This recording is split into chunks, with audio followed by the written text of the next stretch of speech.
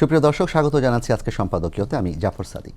২৪শে জুলাই গণঅভ্যুত্থানের মধ্য দিয়ে প্রায় দেড় যুগের ফ্যাসিবাদী শাসনের অবসান এবং ২০২৬ সালের ১২ই ফেব্রুয়ারি নির্বাচনের মাধ্যমে নতুন করে গণতন্ত্রের পথে যাত্রা করেছে বাংলাদেশ। নির্বাচনের আগে সিইসি বলেছিলেন, প্রকৃত গণতান্ত্রিক ধারা পুনঃপ্রতিষ্ঠার পাশাপাশি কাঙ্ক্ষিত সংস্কার প্রশ্নে সিদ্ধান্তের নির্বাচন এটি। আর নির্বাচনের পর প্রথম সংসদ অধিবেশনেই এই নির্বাচনকে গণতন্ত্র পুনরুদ্ধারের গুরুত্বপূর্ণ মাইলফলক বলেছিলেন সংসদ সদস্যদের অনেকে।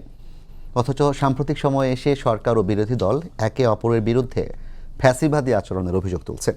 তাহলে নির্বাচনের ৬ মাস পর গণতন্ত্রের নতুন পথে কতটা এগুলো দেশ?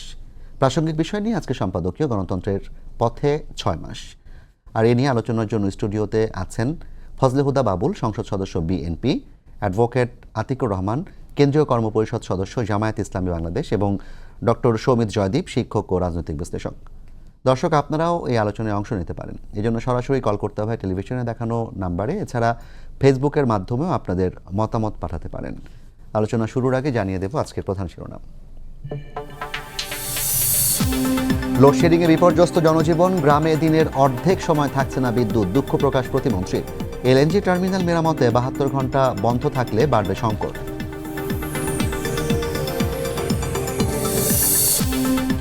রাষ্ট্রপতি নির্বাচনে দলের বিপক্ষে ভোট দেওয়ার সুযোগ নেই, এখনও চূড়ান্ত হয়নি বিএনপি প্রার্থী, জানালেন চিফ হুইপ। ২০ আগস্ট সরাসরি সম্প্রচার হবে ভোট গ্রহণ।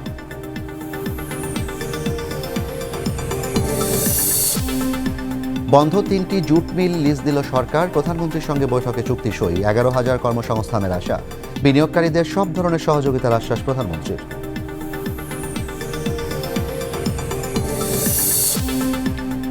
শেখ হাসিনা ও সাকিব দেশে ফিরলে পূর্ণ নিরাপত্তা নিশ্চিত করেই হবে বিচার, জানালেন তথ্য উপদেষ্টা। প্রধানের স্বাভাবিক সফর নিয়ে অনুমান নির্ভর কথা না বলার আহ্বান। এবং এসএসসির ফল নিয়ে ভুল ব্যাখ্যার অভিযোগ মন্ত্রীর, বললেন কাউকে জোর করে পাস বা ফেল করানো যায় না, শতভাগ ফেল করা ৩১২ স্কুলের বিষয়ে ব্যবস্থার হুঁশিয়ারি।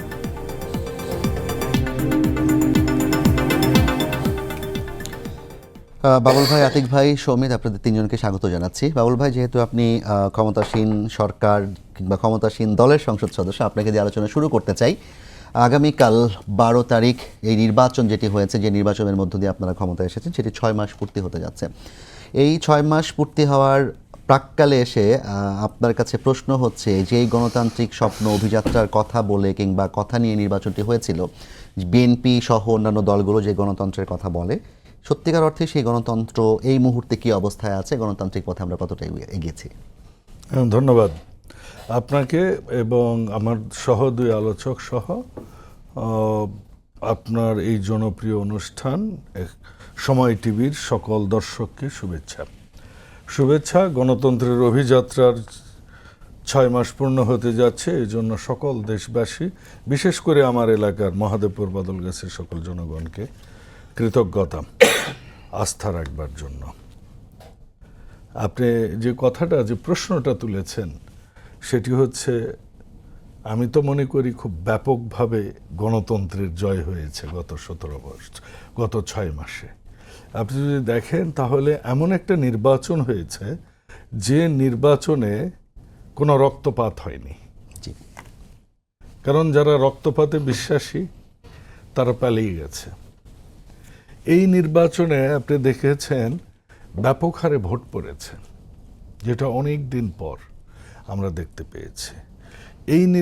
এই যে গণতন্ত্রের যে অভিযাত্রা শুরু হয়েছে, এরপর আপনি দেখবেন যে যেটা বাংলাদেশ জাতীয়তাবাদী দলের একটা অন্যতম আদর্শের ভিত্তি, সেটা হচ্ছে গণমাধ্যমের মুক্ত চিন্তা, মুক্ত তথ্য প্রবাহ এবং গণমাধ্যমের অবাধ স্বাধীনতা। এটা নিশ্চিত হয়েছে, কারণ গণতন্ত্রের প্রথম ধাপই হচ্ছে, আমি মনে করি এবং আমার দলও মনে করে, সেটা হচ্ছে গণমাধ্যমের স্বাধীনতা। আমার মনে হয় সেটি নিশ্চিত হয়েছে। গণতন্ত্রের দ্বিতীয় ধাপ যেটা, সেটা সবার কথা বলবার অধিকার। গণমাধ্যমের পরকে সকল জনগণ তাদের মন খুলে কথা বলতে পারছে। আপনি দেখবেন যে ৬ মাস পূর্তি না হতেই আমাদেরকে টেনে হেঁচড়েও নামাতে চেয়েছে বিরোধী দল। আপনি দেখবেন বিরোধী দল অনেক বিক্ষোভ সমাবেশ করেছে বিভাগে বিভাগে। আপনি দেখবেন বিরোধী দল ওয়াকআউটও করেছে সংসদ থেকে। আপনি দেখবেন অতি সম্প্রতি বিরোধী দলের মাননীয় সংসদ নেতা ডাক্তার শফিকুর রহমান সাহেব, উনি বলেছেন ঘরে ঘরে দুর্গ গড়ে তোলো। আপনি খেয়াল করবেন সরকারের পক্ষ থেকে আমরা সতর্ক হিসাবে নিয়েছি, আমরা কাজ করছি, এবং সেজন্যে আমরা তাদেরকে সাধুবাদ জানাই। যদিও তাদের হুঙ্কারগুলো খুবই কি বলবো, এটা এতটাই দ্রুত হয়েছে যে মানুষও একটু হতচকিত হয়েছে। সেটা তাদের নিজেদের স্ট্যান্ড। কিন্তু বাংলাদেশ জাতীয়তাবাদী দলের যে সরকারটা গঠিত হয়েছে, আমরা মনে করি এটা তাদের অধিকার। আমি একটা কথা বলি যে ইসলাম ধর্মে তালাক হালাল কাজ, কিন্তু যতগুলো হালাল কাজ আছে এর মধ্যে সর্বনিম্ন স্তরের। তো গণতন্ত্রের বিরোধী দল সমালোচনা করবে, বিদ্রোহ করবে, ব্যঙ্গও করবে, হুঙ্কার দেবে, এমনকি সংসদ থেকেও ওয়াকআউট করবে। তো সংসদ থেকে ওয়াকআউট করা আমি মনে করি সর্বনিম্ন এবং সবার লাস্ট স্তর আমি মনে করি। সংসদীয় গণতন্ত্রের আমরা তো ধারা করছি, রাজনীতি করছি, সেটাও তারা এক্সারসাইজ করেছেন। এর পরবর্তীতে আমি যদি বলি, তাহলে গণতন্ত্রের সুফল জনগণকে দিতে হয়। দেখুন, বাংলাদেশ জাতীয়তাবাদী দল একটা নির্বাচন ইশতেহার করেছে। মাত্র 4 মাসে আমরা বেশ কয়েকটা জায়গায় আমাদের যে প্রতিশ্রুতি, যেমন ফ্যামিলি কার্ড, আমরা পাইলট প্রজেক্ট করেছি। আমরা ইতিমধ্যে ফ্যামিলি কার্ডের দলমতের বাইরে যেন সঠিকভাবে আমরা মানে ন্যায্যতার ভিত্তিতে আমরা যেন যিনি প্রাপ্য তাকে আইডেন্টিফাই করতে পারি, এজন্য আমরা শুমারি করছি। কন্ডিশন কি? ওই বাড়িটার ছবি নিতে হবে, যার সাথে ইন্টারভিউ করবে সেটা করতে হবে, এটা গুগলে আপলোড করতে হবে। আমাদের তো পার্লামেন্ট মেম্বাররা আছেন, প্রতিনিধিরা আছেন, তাদের থেকে তো লিস্ট নিতে পারতেন। তো আমরা ওই পর্যায়ে যে আমরা ট্রান্সপারেন্সি নিয়ে আসছি। তারপর কি আমরা বলেছিলাম আমরা 20,000 কিলোমিটার 80,000 কিলোমিটার খাল খনন করব। আমরা ইতিমধ্যে প্রায় 20,000 কিলোমিটার খাল খননে আমরা করেছি। এমনকি ট্রান্সপারেন্সির লেভেলটা আপনি দেখেন, আমার 2 উপজেলা থেকে 22% খাল খননের পর যে টাকা বেঁচে গেছে ফেরত দিয়েছি। এটাকে অনেকে অনেক বাজেভাবে চিত্রায়িত করেছে, কিন্তু এই খাল খননের ফলে মানুষ কি পাচ্ছে? পানি পাচ্ছে, বৃষ্টির পানি ধরে রাখছে খালগুলো। আপনার কৃষকের যে বিলের মধ্যে যে পানি জমাট হয়ে থাকতো সেটা এখন খালে আসছে, ধানটা ঠিক মতো হচ্ছে। তারপর কি এই খালে দেশি মাছ হচ্ছে। প্রতিবেশ যেমন আপনি কাঁকড়া, সাপ, কুচো, ব্যাঙ, যেগুলো আমাদের ফসলের পোকা খায়, যেগুলোকে এতদিন আমরা কীটনাশক দিয়ে শুধু মারতাম, সেগুলো এখন প্রাণ ফিরে পেয়েছে। এবং এটা নিয়ে অনেক মিডিয়াতে ব্যাপক রিপোর্টও হয়েছে, পজিটিভ রিপোর্টও হয়েছে। এরপর কি দেখুন, আমরা 10,000 টাকা পর্যন্ত কৃষি ঋণ সুদসহ মওকুফ করার প্রতিশ্রুতি ছিল, সেটা আমরা করেছি। তারপর কি আমরা বৃক্ষরোপণ প্রত্যেক বছরে 5,000 করে, আগামী এই 5 বছরে আমরা 25 কোটি 5 কোটি করে 25 কোটি যে গাছ লাগাবো, সেই হিসেবে এবার বৃক্ষরোপণ শুরু হয়েছে, আমরা করছি। ইতিমধ্যে প্রায় 30% আমরা করেছি। আপনি যদি আসেন 30% এই বছরের জন্য যেটি কৃষক কার্ডের কথা যদি আমি বলি, কৃষক কার্ডেরও আমরা পাইলট প্রজেক্ট শুরু করেছি। আপনি স্বাস্থ্যের কথা যদি বলেন, আমরা প্রত্যেকটা উপজেলার 50 শয্যা বিশিষ্ট স্বাস্থ্য কেন্দ্রগুলোকে আমরা 100 শয্যা বিশিষ্ট ইতিমধ্যেই বলেছি। আমার উপজেলা আমি অবাক হয়ে গেছি, আমার নিজস্ব একটা ছোটবেলার ড্রিম ছিল নওগাঁ জেলার উপর দিয়ে একটা রেল লাইন হবে, কারণ আমাদের রেল লাইন নাই বললেই চলে। এখন চাঁপাইনবাবগঞ্জে আমনোরা থেকে নওগাঁর উপর দিয়ে আক্কেলপুর পর্যন্ত একটা রেল লাইন হচ্ছে, এবং এইটার ইতিমধ্যেই সম্ভাব্যতা যাচাইয়ের কাজ শুরু হয়ে গেছে। আপনি প্রত্যেকটা জায়গাতে আপনি যদি দেখেন তো জনগণ রিলেটেড যে কাজগুলো সেগুলো আমরা শুরু করেছি। আপনি বলতে বিরোধী যাচ্ছেন যে দল বলতে সরকার যে পারেন। উন্নয়নমূলক কর্মকাণ্ডের প্রতিশ্রুতি দিয়েছিল সেটা সেগুলো হচ্ছে। বাস্তবায়ন করতে শুরু করেছে। ডেমোক্রেসির আপনার আরেকটা কাছে- কি সেবা, একটু সমালোচনা করি আমাদের, সেই সেবা কি? বিদ্যুৎ নেই, গ্যাস নেই, তেল নেই, তাই নয় কি? গ্যাস, বিদ্যুৎ, তেলটা এই এমন একটা আন্তর্জাতিক সময় আমরা পার করছি, এটা বিস্তারিত ব্যাখ্যা আপনার প্রথম অংশে আপনার স্টেটমেন্টেও দেখেছেন, এটা বলবার কিছু নাই। আমি দেশবাসীকে বলবো আমাদের আরও 72 ঘন্টা আমাদেরকে সাফার করাবে, কারণ একটা লাইন বিকল হয়ে যাচ্ছে। আজকে সবচেয়ে সরকার বেশি লোডশেডিং যতটুকু হয়েছে। পারছে অন্যান্য দেশের তুলনায় আমরা তারপরও কোপ আপ করে উই আর রানিং। এখন আমরা বলতে পারি না যে 17 বছরের দায় নিয়ে আমরা চলছি, তারা দায়ী, আমি সেটাতে যাচ্ছি না। আমি মনে করি জনগণের প্রত্যাশা আমাদের উপর, আমরা পারছি না, এই জন্য জনগণকে আমি বলবো আমাদেরকে আর অন্তত 2 সপ্তাহ জি, সময় বাবুল ভাই, দিতে হবে। প্রতিমন্ত্রী নিজেও আজকে দুঃখ প্রকাশ করেছেন জি। এবং আপনি নিজের জায়গা থেকে আপনিও দুঃখ প্রকাশ করলেন। আতিক ভাই অনেক কথাই বাবুল ভাই বললেন যেগুলো কিনা তাদের দলের যে সাফল্য এবং গণতন্ত্রের ধারায় বিরোধী দলের যে কার্যক্রমগুলো করার যে সুযোগ, সেই সুযোগ বিষয়ে বললেন। আমি একটু স্মরণ করিয়ে দিতে চাই, নির্বাচনের পর জামায়াত ইসলামের আমির ডক্টর শফিকুর রহমান বলেছিলেন যে দেশের সুষ্ঠু নির্বাচন হয়েছে সেটা আমরা বলিনি, আমাদের অন্য কথা আছে, তবে নির্বাচনের ফল আমরা মেনে নিয়েছি। এবং আজকে রুহুল কবির রিজভী আহমেদ তিনিও একটা অনুষ্ঠানে বললেন যে বাংলাদেশের মতো রাষ্ট্রে শতভাগ সুষ্ঠু নির্বাচন হওয়া সম্ভব নয়। যেহেতু আমরা গণতন্ত্র নিয়ে কথা বলছি, গণতান্ত্রিক ব্যবস্থায় নির্বাচন অন্যতম একটি ভিত্তি, সেই জায়গা থেকে বিরোধী দলের একজন সদস্য হিসেবে কিংবা বিরোধী দলের একজন কর্মী হিসেবে আপনি কি মনে করছেন গণতান্ত্রিক যাত্রায় আমরা কতটা এগোলাম? জি, ধন্যবাদ আপনাকে, ধন্যবাদ আমাদের সমালোচক এবং যারা শুনছেন, আমরা সবাইকে শুভেচ্ছা এবং সালাম জানাচ্ছি। দেখুন, শুরুটা আমাদের ভালোই ছিল, ইলেকশনটাকে আমরা বলছি তুলনামূলক ভালো ইলেকশন হয়েছে। ফ্যাসিস্ট আমলের মতো তো ইলেকশন আর হয়নি, যেখানে ভোটারবিহীন ইলেকশন হয়েছে, মানুষ ইলেকশনে এসেছে, কিছু কারচুপি হয়েছে, এটা আমরা সবাই জানি, সেদিকে আমরা যাচ্ছি না। বাস্তবতা মেনেই তো আমরা শপথ নিয়েছি, সেখানে হলো সংসদীয় কার্যক্রম আমরা সেখানে পারফর্ম করার চেষ্টা করে যাচ্ছি। কিন্তু তারপরে যে 6টা মাস সময়, আসলে সেই ধারাবাহিকতা কতটুকু বজায় রাখা গেল সেটাই সবচেয়ে আলোচনার বিষয়। এবং প্রথম হচ্ছে আমাদের গণতন্ত্রের যে একটা মৌলিক জায়গা ছিল, আমাদের জনগণ তারা গণভোটে তারা মতামত দিয়েছিল। আমি একটা সরকারকে গণতন্ত্রের পক্ষে অনেক আপনি চাপাই যাচ্ছেন, তো সেই সরকার যখন প্রায় 70% মানুষের দেওয়া একটা ভোটকে তারা বলা যায় পুরোপুরি অস্বীকার করছে, এবং তারা সেই সংস্কার প্রক্রিয়া কোনোটা এখনো কাজ শুরু করে নাই, তো মোটা দাগে তো এই জায়গায় তো আমরা আসলে কাজ শুরু ব্যর্থ হয়েছে, দেখছি। যেমন সংবিধান সংস্কার আপনি কমিশনের যদি একটা কমিটি গণভোটটাকে গঠন আপনি করেছে। অ্যাড্রেস করতেন, অ্যাডমিট করতেন, এরপরে আপনি কাজ শুরু করতেন। জি। এখন পর্যন্ত কিন্তু গণতন্ত্রের যে একটা মূল সবচেয়ে শক্তিশালী জায়গা গণভোট, সেই জায়গায় তো সরকার আসলে তার ওয়াদা রক্ষা করতে পারে না। তারা নিজেরাই গণভোটের পক্ষে ভোট চেয়েছে, নিজেরাই মতামত দিয়েছে, আবার নিজেরাই সেখান থেকে সরে দাঁড়িয়েছে। দ্বিতীয়, আপনি দেখুন, আমি তো মনে করি 6 মাসে ওনারা গণতন্ত্রের কথা বলেছেন, কিন্তু ওনাদের যেই নির্বাচনী ইশতেহার বলেন কিংবা ওনাদের যে 31 দফা বলেন, যেই কমিটমেন্টগুলো ওনারা দিয়েছেন জনগণকে, যে আমরা আসলে এমন একটা রাষ্ট্র ব্যবস্থা উপহার দেব যেখানে দলীয়করণ থাকবে না, এই 6 মাসে কিন্তু আমার কাছে মনে হচ্ছে টেকসই উন্নয়নটা হয়েছে। ওনারা দলীয় ব্যক্তিদেরকে রাষ্ট্রের গুরুত্বপূর্ণ জায়গায় বসাতে পেরেছেন, যেই কাজটা ফ্যাসিস্ট আমল একটু সময় নিয়ে করেছে তারা 5 বছর, 4 বছর, 7 বছর পরে।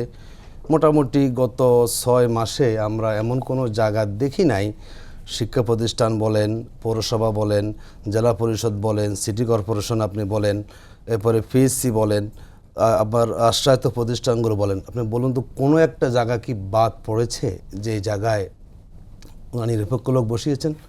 ওনারা বলেছেন যে এই জায়গাগুলোতে ওনারা কখনো দলীয় লোক বসাবেন না, লোকাল গভর্নমেন্টের ক্ষেত্রে রাষ্ট্রায়ত্ত প্রতিষ্ঠানের যোগ্য লোকগুলো বসাবেন। কিন্তু আমরা দেখলাম ওনাদের দলে যারা নমিনেশন পাননি কিংবা যারা নির্বাচনে পরাজয় বরণ করেছেন, বিভিন্ন উন্নয়ন কর্তৃপক্ষ বলেন, বিভিন্ন আপনার সংস্থা বলেন, সব জায়গাতে, ইভেন ছাত্র দলের নেতা তিনি এখন পোস্ট হোল্ড করেন, তিনি যখন কোনো উন্নয়ন কর্তৃপক্ষের দায়িত্ব পান, তখন সেখানে আপনি গণতন্ত্র কিংবা আমি সুশাসন কিংবা আপনি নিরপেক্ষ রাষ্ট্র ব্যবস্থা যোগ্য, আমি সেখানে যোগ্যদেরকে প্রাধান্য দিবেন, এটি কিন্তু বলার কোনো সুযোগ নাই।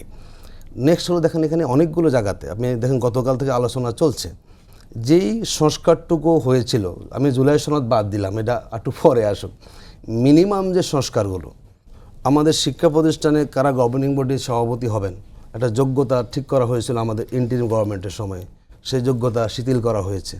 এরপরে আপনার শিক্ষক নিয়োগের একটা বিধান ছিল যে কীভাবে এনটিআরসি তারা শিক্ষক নিয়োগ দিবেন। দেখলাম যে আমরা গতকাল থেকে ব্যাপকভাবে সিদ্ধান্ত হয়েছে যে এখন থেকে তারা সে সুপারিশ করবে না। তার মানে আপনি শিক্ষা প্রতিষ্ঠানে ম্যানেজিং কমিটির সভাপতিরও তার শিক্ষকতার যোগ্যতা নাই, আবার তার হাতে আপনি দিচ্ছেন কোথায় কোন শিক্ষক নিয়োগ হবে। তো যেটি একদম মিনিমাম সংস্কার আমরা বলি, সেগুলো কিন্তু তারা সেখান থেকে বেরিয়ে এসেছেন। এরপর যদি আমরা বলি দেশ বুতুরে বিল, এটা উনি বলেছেন, এটি চলছে। জ্বালানি সংকট দেখিয়েছেন, দাম বাড়িয়েছেন, বিদ্যুতের দাম বাড়িয়েছেন, গ্যাসের দাম বাড়িয়েছেন, এলপিজির দাম বাড়িয়েছেন, দ্রব্যমূল্য এখনও নিয়ন্ত্রণ করা যায়নি, চাঁদাবাজি, লুটপাট, দখলবাজি সমানে চলছে, আইনশৃঙ্খলা পরিস্থিতির অবনতি চলছে। তাহলে আপনি আমাকে বলুন যে আমরা আসলে কোথায় বলবো? মানুষ যে একটা পরিবর্তন চাচ্ছে, মানুষ যেটা সুশাসন আশা করেছিল, আসলে কি বিগত 6 মাসে, হ্যাঁ আমরা একটা জায়গা স্বীকার করি, আমাদের মাননীয় প্রধানমন্ত্রী তিনি কিছুটা তার, এটা আমরা অস্বীকার করি, তিনি তার সহজ সরল জীবনযাপন করছেন, তিনি মানুষকে ট্রাফিক সিগন্যাল, এটা একটা পরিবর্তন ঠিক। কিন্তু আমাদের রাষ্ট্রের যে পরিবর্তনটা আমরা আশা করেছি আসলে, যেটা বিএনপির মহাসচিব বলেছেন যে প্রধানমন্ত্রী ছাড়া বাকি সব আগের মতোই আছে।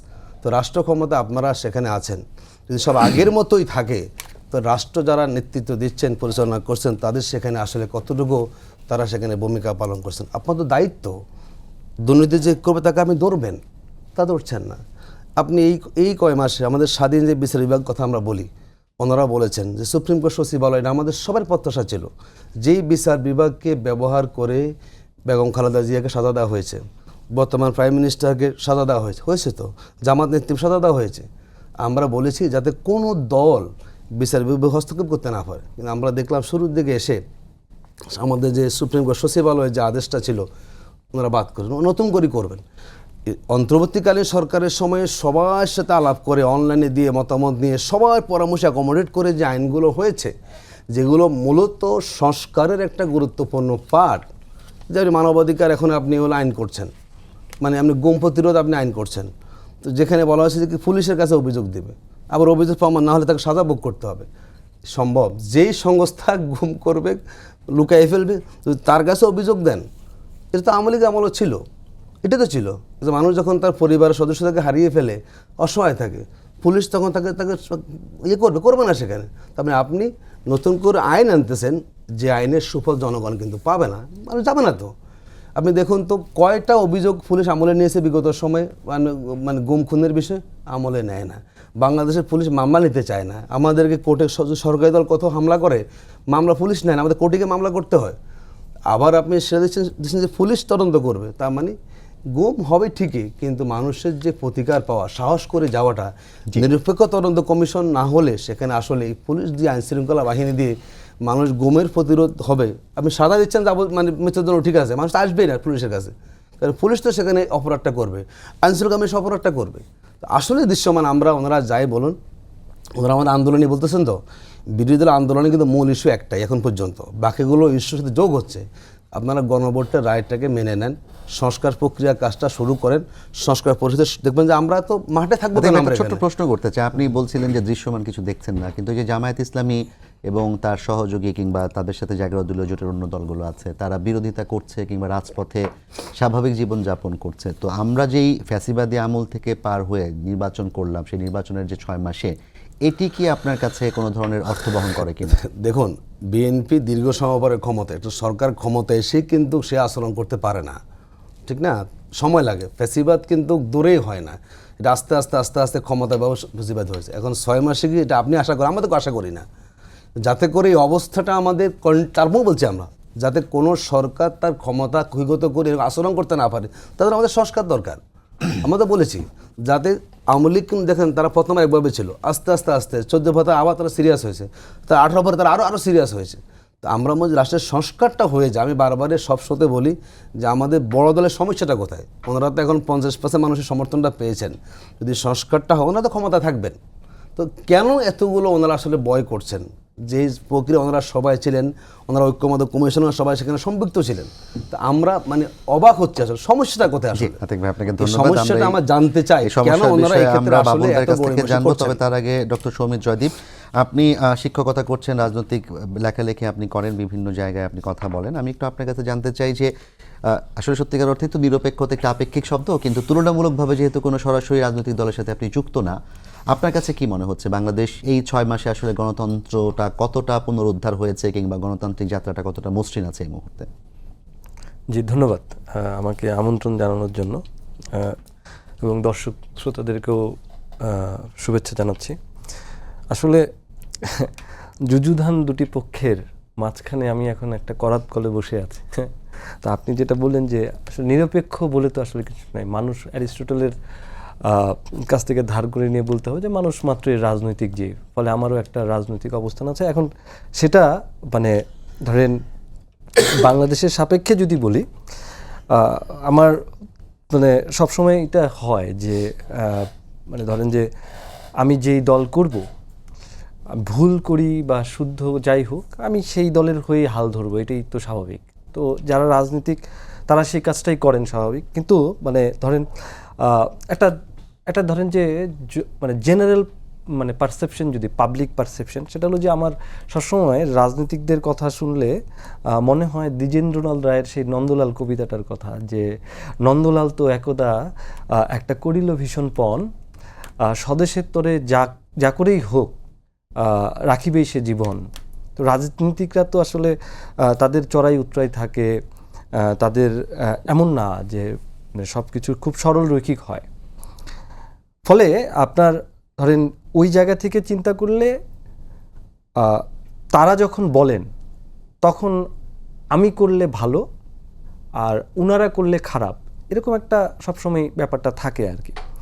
এখন এই যে 6 মাস আমি ধরেন যে মানে আমি যারা সহ আলোচক তাদের কথা ধরেই বলছি যে বাংলাদেশকে আসলেই একটা আদর্শ রাষ্ট্র, মানে আপনি গণতন্ত্রের যে বিচার করবেন সেই বিচার করার জন্য বাংলাদেশকে আসলে একটা মানে আদর্শ রাষ্ট্র হিসেবে আমরা চিন্তা করতে পারি। মানে গণতন্ত্রের যারা বড় বড় ছবক দেয় যেসব রাষ্ট্র, তারা কি আদৌ আসলে আদর্শ রাষ্ট্র হয়ে উঠতে পারছে? ফলে এইটা একটা কিন্তু খুব আপেক্ষিক বিষয়।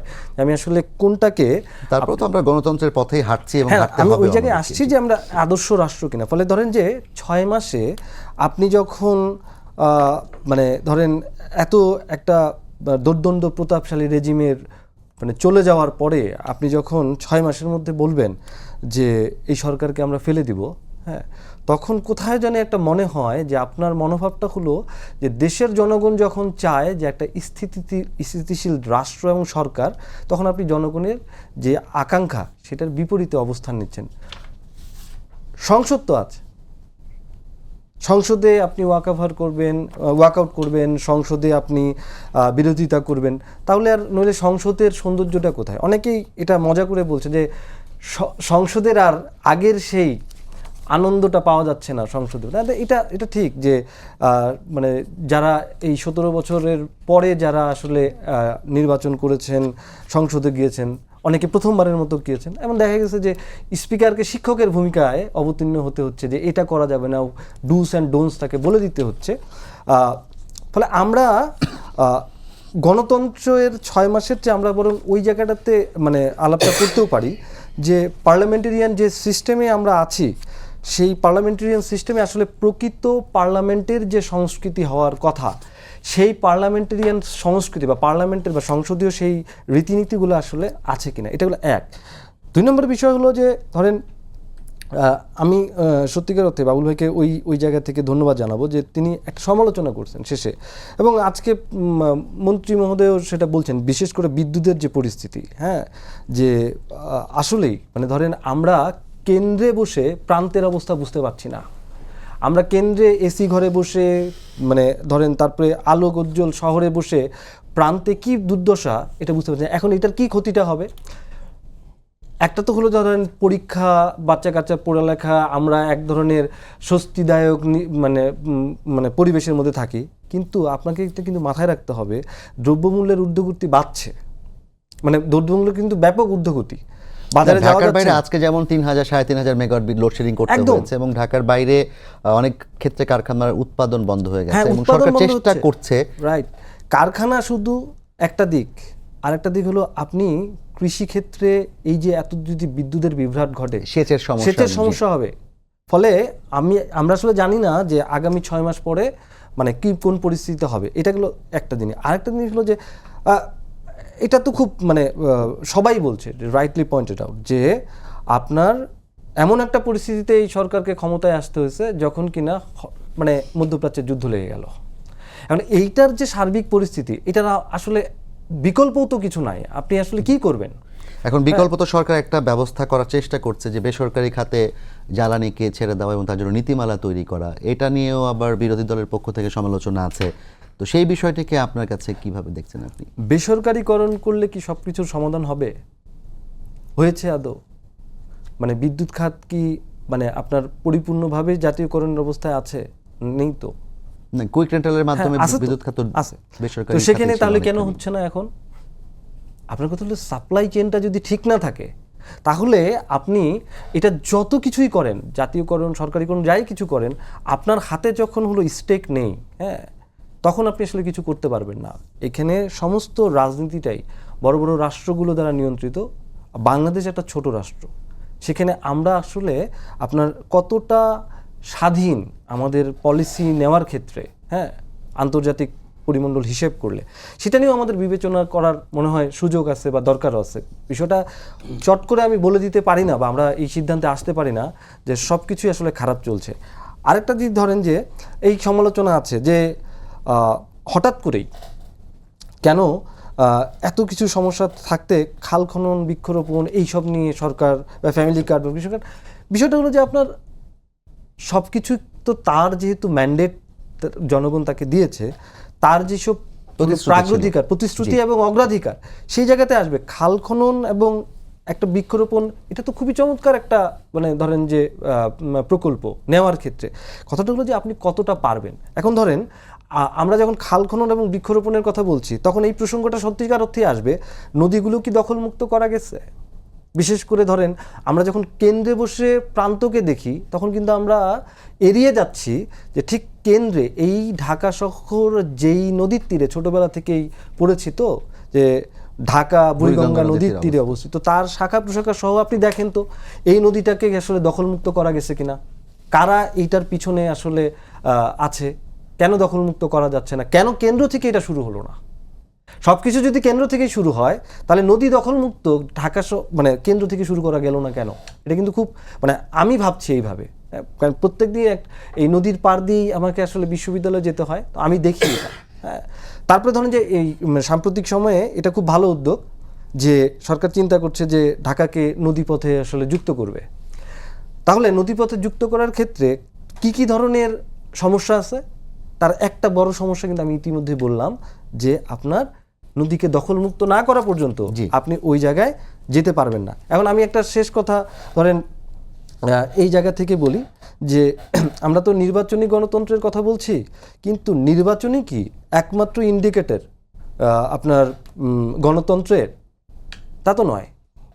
আমরা একটা নির্বাচন পেয়েছি, এটা ঠিক, কিন্তু এর বাইরে কি আমরা দেখছি না যে ধরেন প্রান্তিক যে জনগোষ্ঠী, সেটা যে কোনো অর্থেই হোক, তারা আসলে কতটা এই দেশে স্বাধীনভাবে বসবাস করছে, তাদের মানে চিন্তার ভাঁজ কি তাদের মধ্যে নেই? প্রান্তিক জনগোষ্ঠী বলতে ধরেন গণতন্ত্রে আপনি যখন বলবেন যে ধরেন একটা সময় বলা হয়েছে না যে বাংলাদেশ মধ্যম আয়ের দেশ, এখন একজন মিলেনিয়ারকে আর আমার মতো একজন শিক্ষকের মানে ধরেন মানে বেতন আপনি যখন যোগ করে একটা হলো মানে অ্যাভারেজ করবেন, তখন এটা কিন্তু খুব একটা বিব্রতকর পরিস্থিতি।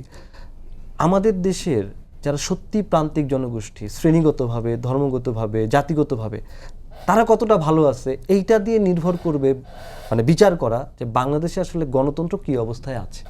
এটুকু বলে আমি আপাতত রাখছি। জয়দীপ, আপনাকে ধন্যবাদ। ডক্টর জয়দীপ, আপনি যেটা বলেছেন এবং আতিক ভাইয়ের একটা কথা ধরে আমি শুরু করি। আতিক ভাইয়ের পুরো আলোচনা শুনে আমার কাছে মনে হয়েছে যে পরিবেশ ভালো আছে, কিন্তু পরিবেশ খারাপ হতে কতক্ষণ লাগতে পারে, কিংবা একটা সময় গিয়ে যদি সংস্কারগুলো না হয়, গণভোটের রায় যদি বাস্তবায়ন করা না হয়, তাহলে আসলে নির্বাচনের কোনো অর্থ নেই। এই নির্বাচন কিংবা গণতান্ত্রিক যাত্রাটা আসলে অর্থহীন তার কাছে মনে হচ্ছে। বাবুল ভাই, আতিক ভাই বর্ষিয়ান মানুষ এবং শ্রমিক সংগঠন দেখেন, ঢাকার রাজনীতি করেন, আমরা গ্রামের রাজনীতি করি, সেক্ষেত্রে আতিক ভাইয়ের অবশ্যই এমপিরা অভিজ্ঞতা আমার অলওয়েজ চেয়ে জাতীয় লিডার, আমার হয়তো একটু বেশিই থাকবে। এমপিরা অলওয়েজ জাতীয় এবং লিডার। আমার উনি খুব সুন্দর করে হাসেন, আমার খুব প্রিয় বড় ভাই আতিক ভাই। বড় ভাই তো আতিক ভাই কিছু একটু আবার কন্ট্রাডিক্টরি কথা বলছেন, ওটা আমি একটু বলতে চাই। উনি ফার্স্টেই বললেন নির্বাচন তুলনামূলক ভালো হয়েছে, আবার উনি বললেন কিছু কারচুপি হয়েছে। আসলে সমস্যাটা কোন জায়গায় এটা আমি বুঝিনি, যদি একটু পয়েন্ট আউট করেন। ওনারা বলেছেন যে নির্বাচন ইঞ্জিনিয়ারিং হয়েছে, আমাদের মাননীয় প্রধানমন্ত্রী বলেছেন হ্যাঁ আমরা নির্বাচন ইঞ্জিনিয়ারিং করেছি।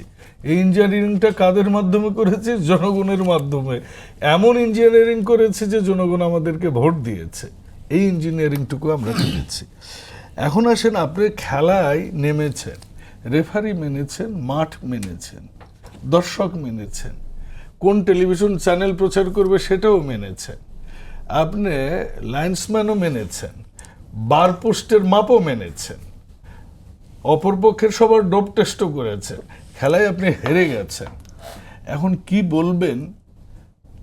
মেসিও হেরে যায়, কিন্তু মেসি মেনে নাই, এটাই ডেমোক্রেসি। এবং ওনারা মেনে নিছেন, এটা বদান্যতার কিছু নয়, ওনাদেরকে জনগণ পরাজিত করেছেন ভোটের মাধ্যমে। 2 নম্বর কথা সেটা হচ্ছে, ওনারা আরেকটা কথা বলেছেন, জনগণ যেটাতে ভোট দিয়েছে ওটা মেনে নিন। সেটা কি? গণভোট। গণভোট মেনে নিয়েই তো আমরা জুলাই সনদকে লিগ্যাল ভ্যালিডিটি দিচ্ছি। এখানে আবার কিভাবে মানতে হবে?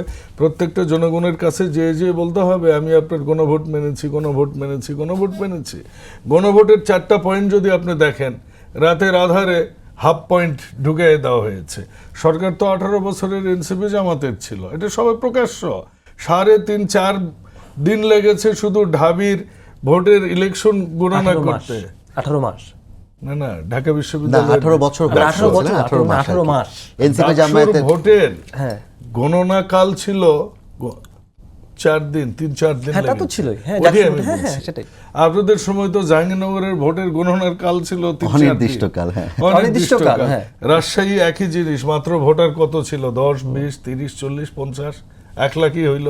তো কাজে আপনারা কোন দল চালিয়েছেন, এটা কোন দল বলছি, কোন দল বলিনি, কোন দল চালিয়েছেন এটা আপনারা ভালো জানেন। 3 নাম্বার হচ্ছে 11 দফা, 31 দফা। আরে ভাই 31 দফা আমরা জনগণকে দিচ্ছি, একটু ধৈর্য ধরেন, আরো 4.5 বছর আছে। আমরা কি করব? জনগণের কাছে বিএনপি জন্মের থেকে যতগুলো প্রতিশ্রুতি দিয়েছে প্রত্যেকটা পালন করেছে। কাজে আমাদের দলীয় 31 দফা নিয়ে আপনাদের এত উদ্বিগ্ন হবার কিছু নয়। বিএনপি একটা বৃহৎ দল, বিএনপি 31 দফা অনুযায়ী কাজ করবে। দলীয় ব্যক্তিদের স্বার্থের গুরুত্বপূর্ণ জায়গায় বসিয়েছেন, রাষ্ট্রের গুরুত্বপূর্ণ জায়গায় বসায়নি রে ভাই, কয়েকটা কর্পোরেশনে বসিয়েছে, কারণ সেখানে ফ্যাসিস্টগুলো চলে গেছে। হ্যাঁ, আমাদের প্রতিশ্রুতি ছিল 31 দফা অনুযায়ী সাংবিধানিক কোনো পদে দলীয় মনোনয়ন আমরা দিব না।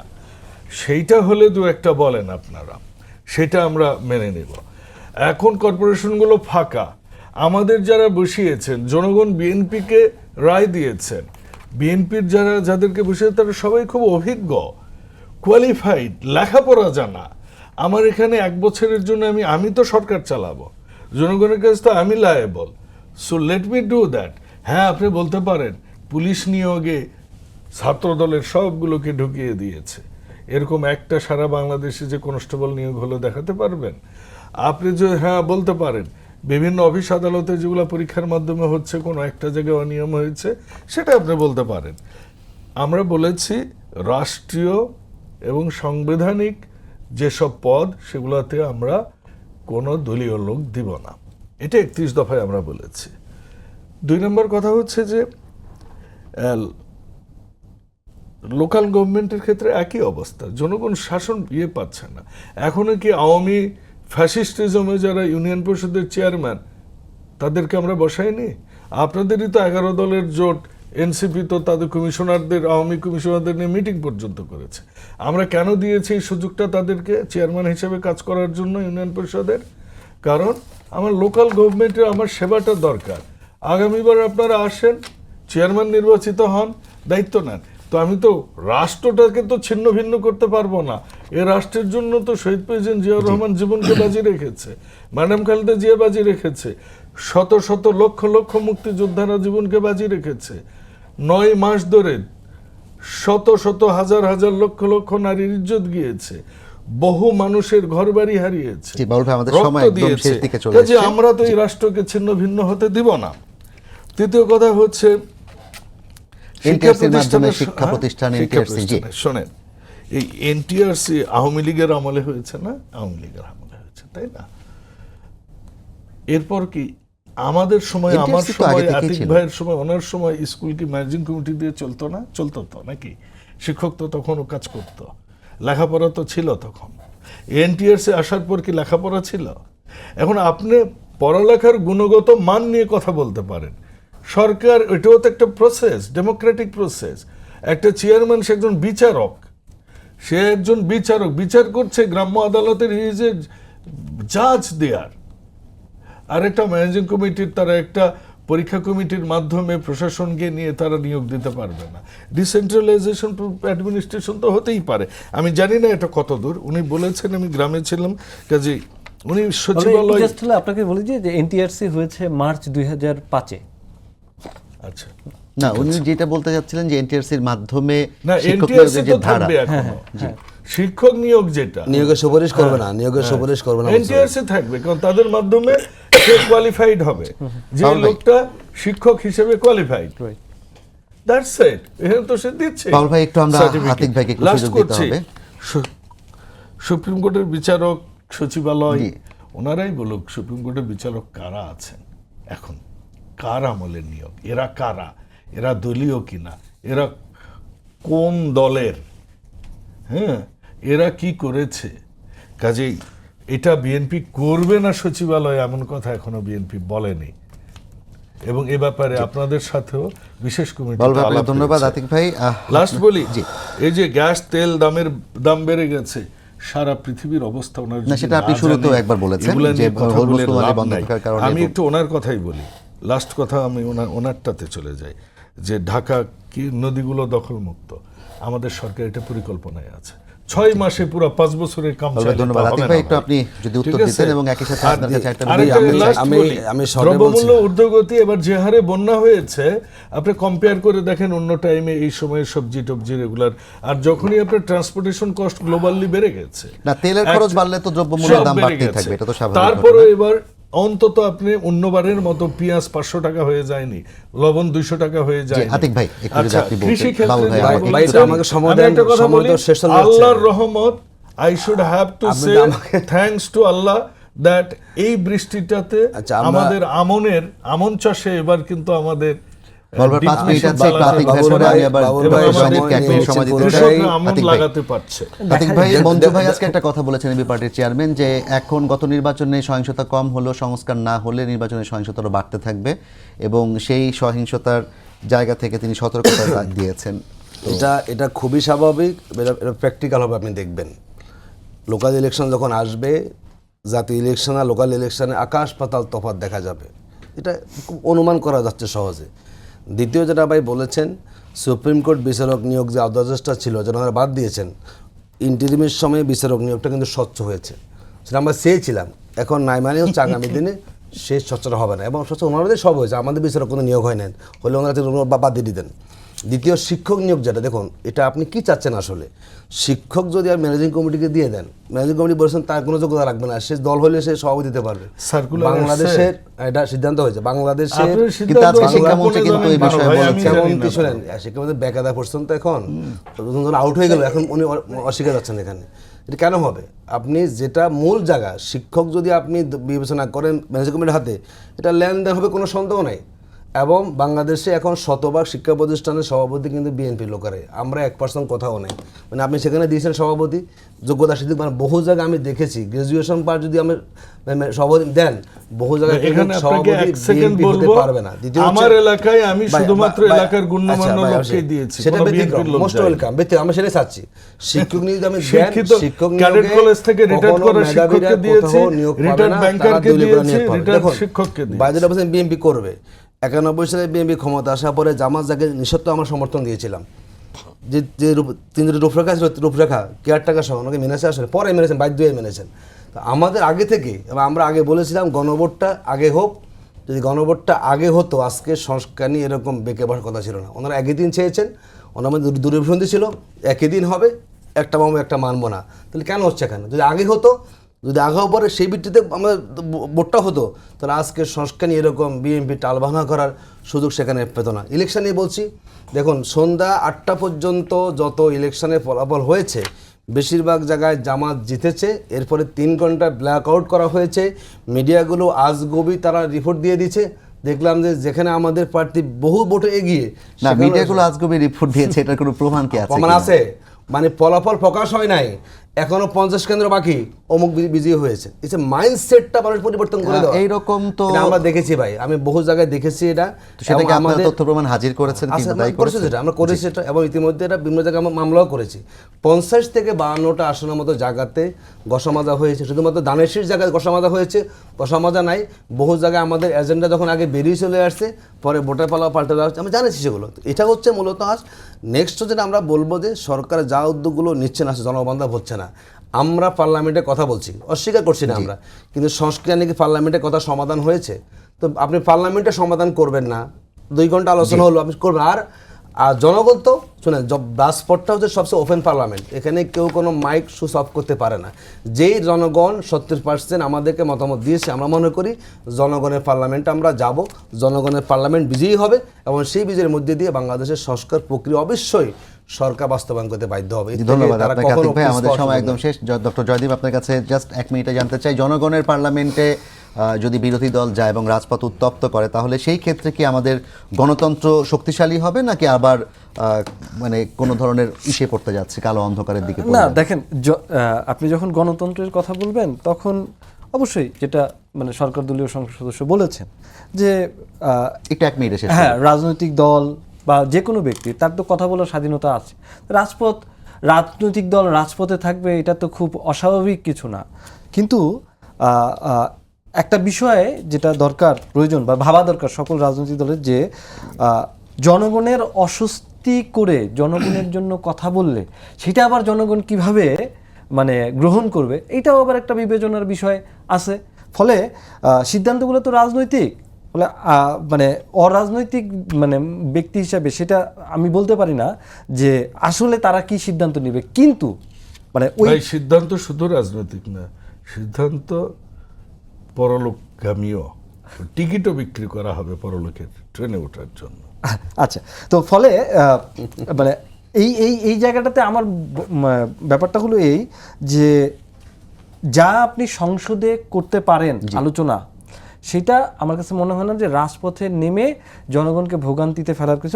আমি আবারও বলছি যে কথা বলার অধিকার তো সবারই আছে, সেই চিন্তা স্বাধীনতা, বাক স্বাধীনতা, বলার স্বাধীনতা, রাজনৈতিক স্বাধীনতা ঠিক আছে, কিন্তু আপনি বলতে চাচ্ছেন যেটা সংসদে সংসদে তো আলাপ আলোচনা করার করার বিষয়, সেটি যেন বিষয় রাজপথে আছে। নিয়ে না হ্যাঁ। আসে। আতিক ভাই সেটি বলেছেন, তারা সংসদেও কথা বলবেন, আমরাও রাজপথেও চাই বলবেন। সেখানে সমাধান হোক। বাবুল ভাই, আতিক ভাই সমাধান না এবং হলে ডক্টর রাজপথে আসতে হবে জয়দীপ, না। আপনাদের তিনজনকে ধন্যবাদ জানাচ্ছি। আমরা প্রত্যাশা করছি গণতান্ত্রিক যে অভিযাত্রায় যেই হাইওয়েতে আমরা আসলে উঠেছি 6 মাস ধরে, সেই হাইওয়েটা যেন মসৃণ থাকে, সেটি যেন আসলে কখনোই আর কোনো কাটা কিংবা ফাঁদে পরিপূর্ণ না হয়ে যায়, এই প্রত্যাশা জানিয়ে শেষ করছি আজকে সম্পাদকে। আগামীকাল আবারও দেখা হবে একই সময়। শুভরাত্রি।